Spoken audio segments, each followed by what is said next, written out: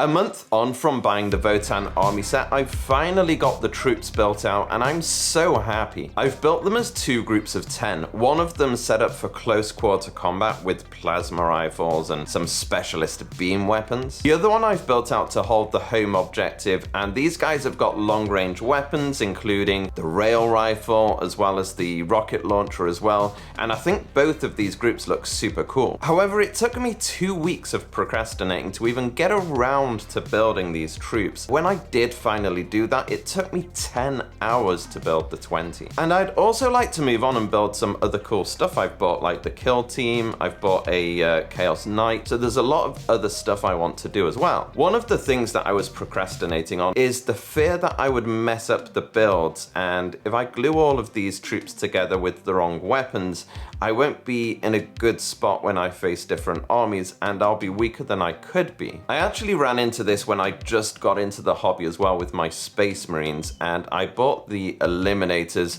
and froze with indecision around how to build them. You see, the Eliminators are the snipers of the whole army, and you can set them up with a Strength 8 las rifle, which is the equivalent of a rail rifle, I guess. It hits really hard, not knowing which one to pick.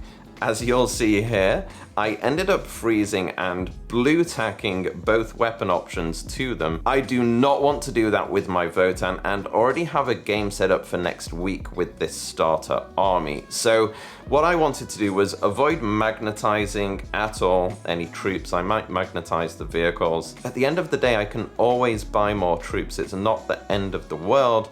And none of the matches I'm playing are against people who particularly care about what you see as what you get. The first thing I actually did before I built the troops was built out this champion who's one of the HQ units in the army. I decided to get him professionally painted so I can use him as a reference model for the rest of my army, and I'm so pleased I did this. It's definitely something I'll do moving forwards because I'm really happy with how he looks. So when I actually sat down to build out my troops, I was really excited but initially very overwhelmed. What they've done is they've almost made it a little bit like a pick and mix, where you can select from all the different head options and all of them work against all the different bodies. I also liked that they had specific instructions for the troop upgrades. So you can have one of the troops in each unit to be a medic, for example, and they actually had those on their own rows, which I thought was a really nice touch.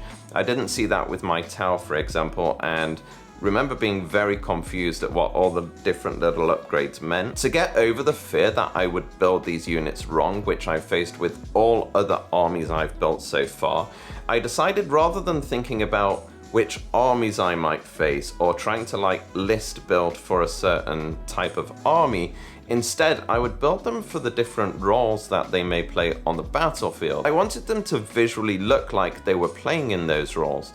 So the guys at the back, I wanted to be a little bit more relaxed and to have less battle damage on the armor when I get to painting them. But I also thought it would be quite cool if these guys didn't have their helmets on. So I imagine like in battle, maybe they're chilling out and they're in the trenches, right? And there are no enemies advancing on their positions.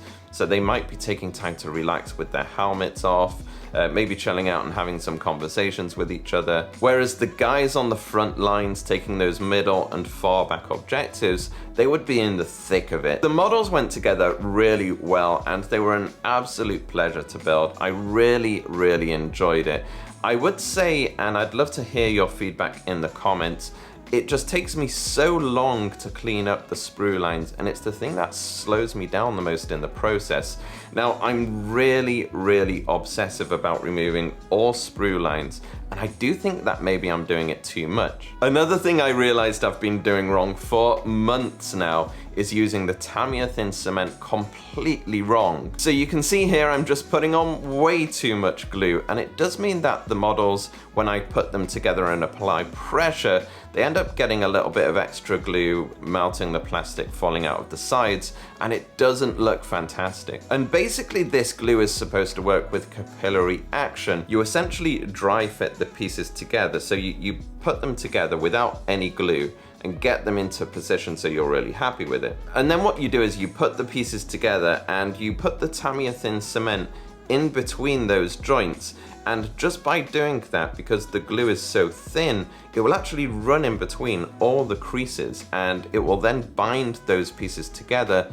And as it's plastic glue, those pieces will actually fuse and become a really strong bond. There was a tip I found when browsing Reddit where people were struggling to put the heads on, and one suggestion was to use a bit of poster putty on the heads, or blue tack as we call it here in the UK, and basically it allows you to put the heads into the armor without using tweezers, which just won't work, and without using your fingers, which it's just far too fiddly to do. These models came together like an absolute dream from this point. I really enjoyed putting them all together actually, except the mold line part. If any of you have any tips to speed that up, I'd love it. I have tried a hobby knife that's been used a lot, so it's blunt. I don't think I'm doing anything wrong and my technique's okay. I just think it's because I'm cleaning up so much mold line.